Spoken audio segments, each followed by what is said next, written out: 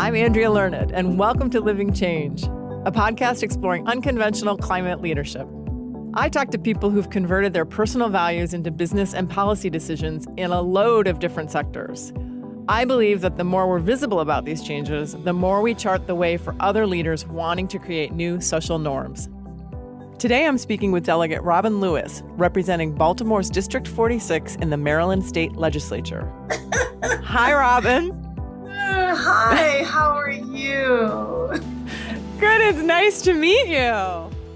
I first came across Robyn through her work prioritizing the importance of safe and livable communities. Although 30% of Baltimore residents depend on public transit to live and work, Robyn is the only member of the Maryland General Assembly who is car-free by choice. Through that choice, she actually knows the transit system she's legislating on. And that familiarity informs her urgency in pursuing healthier, better funded, and equitable transportation infrastructure. Robyn's dedicated bus lane legislation of 2019 laid the groundwork for faster, more reliable service. And so I wanted to start there. Dedicated bus lanes prioritize moving lots of people over moving individuals in a single vehicle. And that's democracy to me. The greatest good for the greatest number, moving the most people effectively and efficiently, that is way more important than moving one person in a car. Yes. And I learned about dedicated bus lanes, traveling to other places where I saw them, like in Vancouver and in New York. And I learned that in Baltimore, a decision was made by the governor at the time, in 2015 or so. Governor Larry Hogan and his Department of Transportation decided that in the aftermath of canceling the Red Line Light Rail project, which was a $2 billion massive infrastructure investment in Baltimore City and the Baltimore region, that would have been the largest investment in public infrastructure in Maryland in 100 years. Wow. He canceled that and not only denied Baltimore City this enormously important economic catalytic infrastructure project, but reinforced the history of underinvestment, destruction of public transportation. So what does dedicated mean in terms of bus lanes? Yeah, so you don't just paint the lanes, you have to enforce them. And what enforcement means, defining encroachment or impediment of the lanes as an offense, as, something that can be sanctioned. Yes, right? Yes. So interfering with the bus lane, blocking the movement of a bus in a bus lane, parking your vehicle at a bus stop on a bus lane, those are offenses, and those will qualify for enforcement or citation or some kind of penalty. And so I introduced legislation after the Hogan administration, installed about 5 miles of dedicated bus lanes in Baltimore City. It took me literally 2 pieces of legislation and 4 years to finally pass legislation that enabled bus lane enforcement.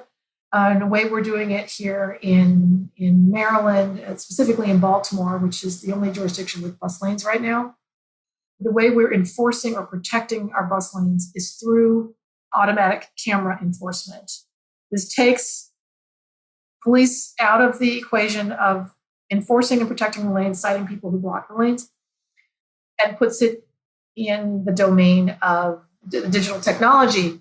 We are using stationary automatic enforcement cameras, which exist everywhere. Everyone's familiar with them. You have your red light camera, you have your speed camera. Those are stationary cameras that take pictures and calculate whether you're speeding, whether you've run a red light, right, and in this case, whether you are in a bus lane and the bus can't move because of you. And it's just a matter of course. So it's not like the police have to come and right and pull you over. And it's just like what we're used to. We're used to now getting something in the mail that says, you owe money. Gotcha. Right. And then they're like, oh, right. So I know that there's a privacy kind of thing about all these public cameras, but also when it comes to this sort of thing, I'm like, yeah, okay, do it. But I want to turn to the question of safe and easy bus access. Everyone is trying to figure this out because it's connected to everything. You successfully helped pass a bill that requires the state to begin measuring and reporting on non-fatal crash injuries by race. Right. So all of this stuff is connected. Improvement in transits are a social justice issue, right? Mm-hmm. Protecting Black and brown people moving through space, in public space is a social justice issue. So, a Black person walking to a bus stop, crossing an intersection to get to a bus stop, and getting looking injured and looking and looking for a bus stop. Yeah, or that. It's all connected. And fixing public transit is one of the most powerful ways that we can create a just society, repair the harm of white supremacy and racism of the past. Really, just fix the transit system, and a lot of the other stuff will come to place. The other ingredient in my thinking and in my work is that I am a public health professional. So I'm always thinking about population level health and how do we make the sort of shifts in land use, built environment, health delivery that will deliver the greatest benefit for the greatest population. And pedestrian safety is another one of those mechanisms for protecting and improving public health. I experience issues around pedestrian safety because I'm a pedestrian. We're all pedestrians at some point during our days. Yeah. But if you are car free like I am, yes, we're more often a pedestrian and more often subject to the inequities and the dangers of moving around on foot. Mm-hmm. But as a legislator, policymaker, and a public health professional, those things for me are inextricably entwined. Mm-hmm. So what do you do about it? Well, in addition to having been a transit advocate before I became a legislator, I was also really interested in built environment and streets, public spaces, and accessibility and safety of moving around in public spaces. So there's some things outside of the realm of legislating. Like there's something that can't be fixed by a bill. Yes. And those are things that require collective action. And I looked at this in my own community when I learned that there were many residents of the community where I live, who are also now my constituents, who were concerned about the experience of moving around two major arterials in our neighborhood, two big, busy streets, high volume and high speed traffic that were dangerous to move around, to cross the street, to live near. Yeah.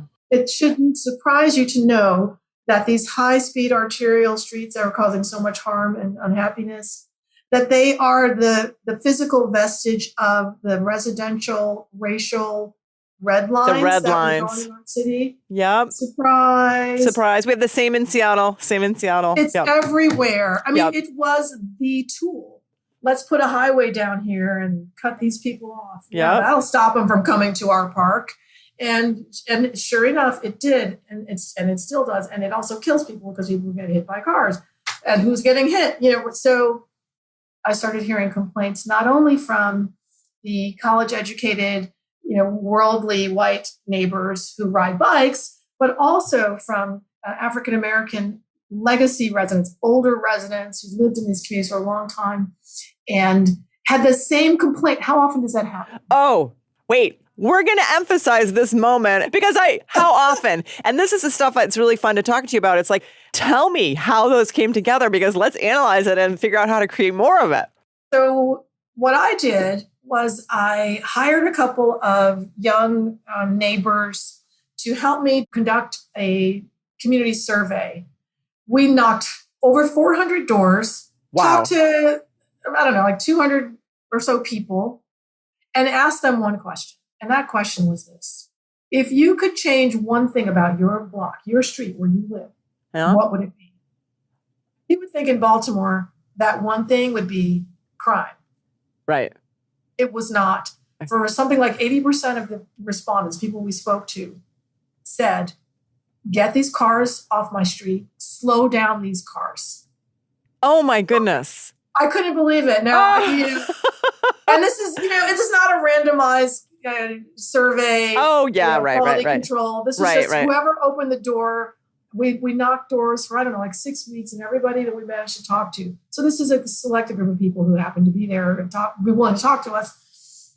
But I take that is still information, and it is useful, and it was great because it reinforced what I felt and what the data suggests from other places. But no one had ever asked people in Baltimore City this question.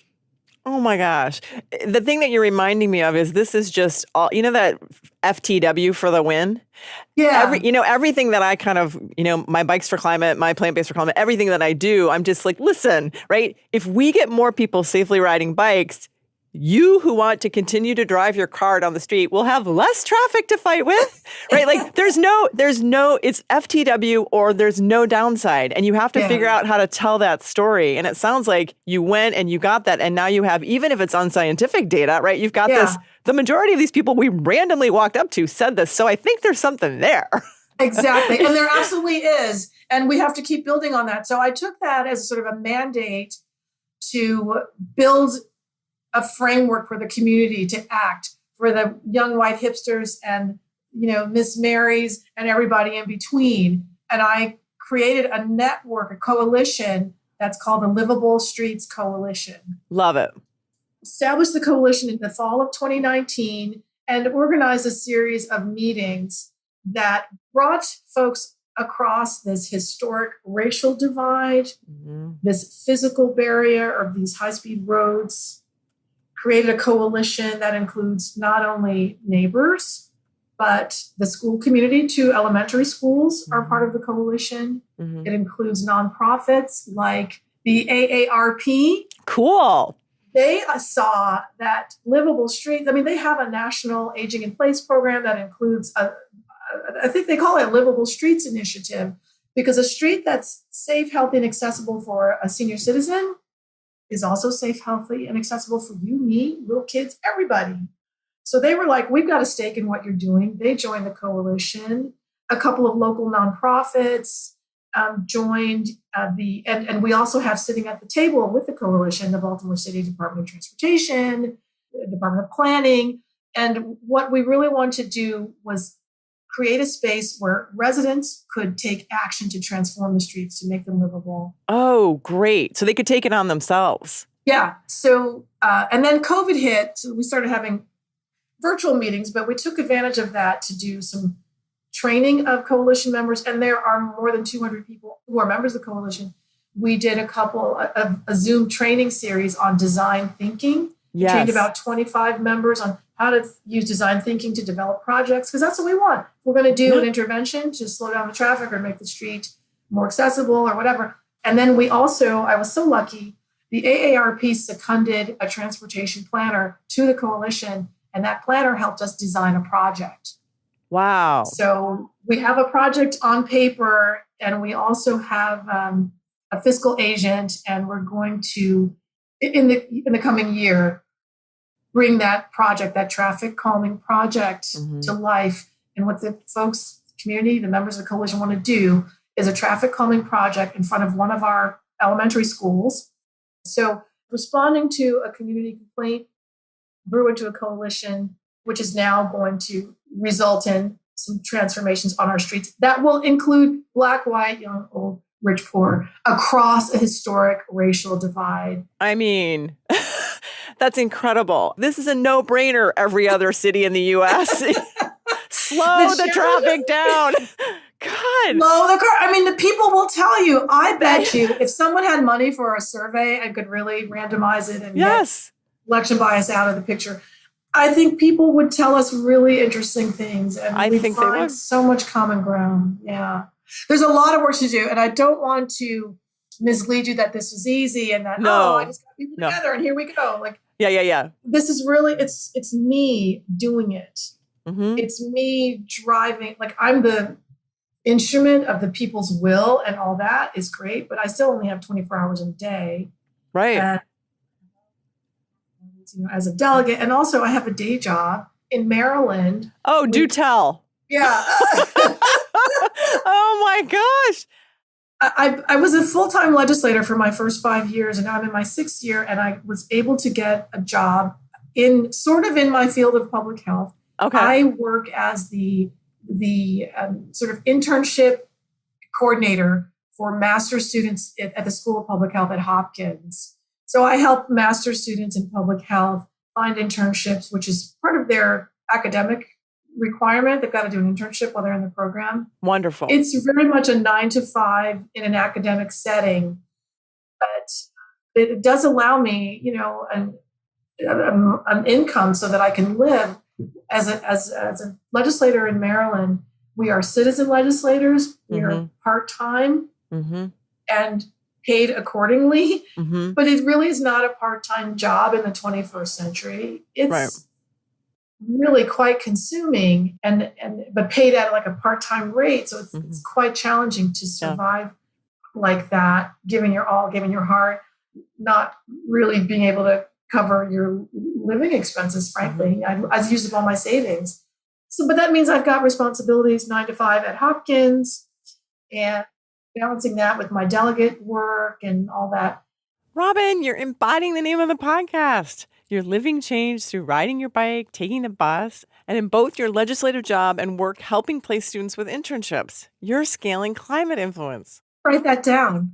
That's my word. That's my word, friend. I mean, I'm just like, we have climate influence, each of us, and especially people in leadership, lawmakers, corporate leaders, et cetera. We have climate leadership, kind of climate influence that we can find, identify, and scale. And so I will say kudos to you because the social media, taking the time to do that, right, is scaling climate influence and being visible, riding your bike. So big kudos for that. Your photos on Twitter are you with your bike, right? And the things you're doing on TikTok, sometimes have a bike. It's just like, this is a social norm for a leader. Riding around town in maybe a city where it's kind of unusual, maybe specifically for a person of color.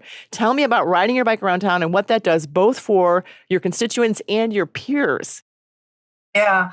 So for my constituents, I have one story, and for my peers, I have another I'll share. Okay, great. I was riding my bike one day and came to an intersection. The light changed. I had to wait for the light to change. So I'm there sort of straddling my bike, waiting at the intersection. And when the light was in my favor, as I'm going across on my bike on the crosswalk, a vehicle comes perpendicular to me. And I noticed in the corner of my eye, the vehicle's not slowing down. It was an SUV, of course. Of course. But luckily, at the last minute, I saw the driver look up and kind of, sudden brake. Right. And so I was like, okay, I guess I can keep moving. But then, for whatever reason, they lightened their pressure on the brake and the car just started rolling a little bit towards me. I think they were maybe looking at their phone or they were fiddling with the radio, but they weren't paying attention. So I'm like, hey, I was like, are you fucking crazy? Because they wouldn't, and I wasn't going to stop. I'm like, I have the right of way. Yes. You are an irresponsible moron. Yes. Hallelujah. And then I saw the other end of the crosswalk, a couple, a man and a woman, also on their bikes. And I thought, oh my God, those are probably constituents. And they just heard me screaming and cursing and losing control in public. Right. And my heart sank. And I thought, oh God, maybe they won't know. They won't know it's me. I know they're my constituents, but hopefully they won't know it's me. Right. As I got close to them, they said, right on, Delegate Lewis, you tell them. Woo! Oh my gosh, high five. So not only did they know it was me, they thought it was great that I was cursing at a SUV driver, and they saw someone standing up for them. Before we continue with the conversation, I wanted to tell you about a podcast I love, An Honorable Profession. Brought to you by the team at New Deal, it's the go-to podcast for learning about the rising stars in American politics. Past guests include Pete Buttigieg, Jason Kander, Senator Alex Padilla, and Mandela Barnes. These leaders share their innovative policy ideas as well as their inspiring stories about their path into public office. In a world of soundbites and attack ads, An Honorable Profession is a thoughtful conversation from the front lines of American democracy. I love finding conversations that give me hope that we can address climate change and the policy challenges of our time. Tune in to learn more and listen to An Honorable Profession everywhere podcasts are found. On the side of my colleagues, I get a lot of teasing from some folks. And I had a colleague just this morning, who's an older person, used to driving, and, takes delight in teasing me every time he sees me. He says, hey, how you doing with those bike lanes? What about those bus lanes? You going to raise the fine? you're going to raise the fine? And I was like, you know what I'm going to do? I'm going to put you on the handlebar of my bike and ride you down the street. Hello. Yeah. Yeah. But at the same time, when it comes to my colleagues, I'm in very good company now. Great. 5 or 10 years ago in this legislature, there was no sense of shared priority about investing in transit, which was how Governor Hogan really was able to get away with canceling the red line. Now there are about 70 members of the House and Senate of Maryland who have signed on as members of what we call a transit caucus, who are committed to investing in building and defending transit as a priority in state policy. So I'm in very good company. Can I ask you, do you have a sense of how many in that number also ride their bikes as transportation any amount of time? Yeah, no, I'm the only member who's car free. Okay. But I do have colleagues who use transit to get to work and who ride bikes. But the beauty is that even for members of the Transit Caucus who might never set foot on a Baltimore City bus, they're committed to making sure that people who use the Baltimore City bus have the best service. Yeah, yeah. So, I mean, I could talk with you forever and because it's so interesting and you're doing amazing work and your examples are wonderful and should be heard by many, many more. So I'll keep amplifying everything I see of yours. But thinking of other people in your situation in local or regional kind of lawmaking capacities, what have you learned about maybe, and I'll give you a couple topics. One is sort of social engagement or engagement with your constituents and how to leverage that, how to build that. What have you learned about bringing along resistant peers? Give me a couple of ideas like that you would, from your position, say, well, I found that this works or it's really worth trying. Well, I think the best thing to do is in every part of life, lead from strength. So focus on the people who support the issues you're working for, you're fighting for. Don't worry about NIMBYs. Thank you. I just, we don't have time. The planet is melting. Yep. Focus on people who want what you want and bring more of those people together. And you'll discover what I've discovered over the last decade plus. More people wanted the red line than didn't want it. More people want walkable streets than don't want walkable streets. The hard part of this work is just identifying those people and bringing them together and help them feel seen, heard, and powerful. So that would be one bit of advice. The other thing I'd say is deliver as quickly as you can, right. Whether it's painting a crosswalk or something that people can feel and that's visible. Do that as quickly as you can. And I think that's just a principle of tactical urbanism. And I would also say, don't choose to go car free and then suffer the slings and arrows. Everybody can't be car free. It doesn't need to be, and everybody doesn't need to ride a bike, but we all walk. Yeah. And so put your energy in activities and actions that are in your heart, and that'll give you more energy. I love that. Now, I don't want to let you leave without asking you about the Zero Waste Task Force. So the people of Brooklyn and Curtis Bay have been fighting to shut down a waste to energy incinerator in their neighborhood. Okay. It was built long before we came along, but it has negative health and social impacts. They want it shut down. They asked me as a legislator for help. There are all sorts of issues, such as we make more waste than we can landfill. What do?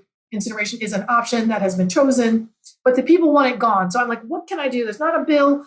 People need me to do something. What can we do? Bring the people together, build a coalition. So I decided, and because I know that I have a lot of colleagues in the legislature who are very environment minded, who were independently introducing bills on recycling and bills on, landfills and all these other things. I was like, so why don't we come together?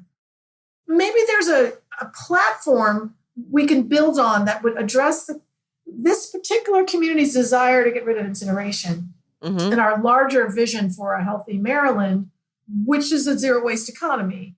So we try to introduce a package of bills that would bring us closer. Yeah. And a couple of the bills did pass last year. Great. We'll engage the community to write letters and testify in support of these bills. And we'll just keep building political power around this vision.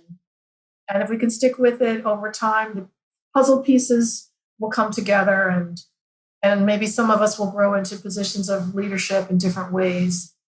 And we will have set the foundation. Thank you, Delegate Robbyn Lewis, for sharing this, your leadership and your inspiration and your motivation and your experience and your background. And they are wonderful stories. And thank you so much for joining us today. This has been a wonderful conversation. It's been wonderful for me too. I love meeting people who are interested in this stuff. It's really a joy to talk with you because you're interested in these issues. And it's also really reassuring that as I'm toiling and scrapping around and trying to do even just small incremental things, that someone noticed and thinks that it's worthy. And so for that, I'm grateful to you, and I thank you for your interest. And I feel also in joining you on the podcast that I'm part of a community. You are. And again, thank you. Thank you. Lead from strength and focus on activities and actions that are in your heart, and that'll give you more energy.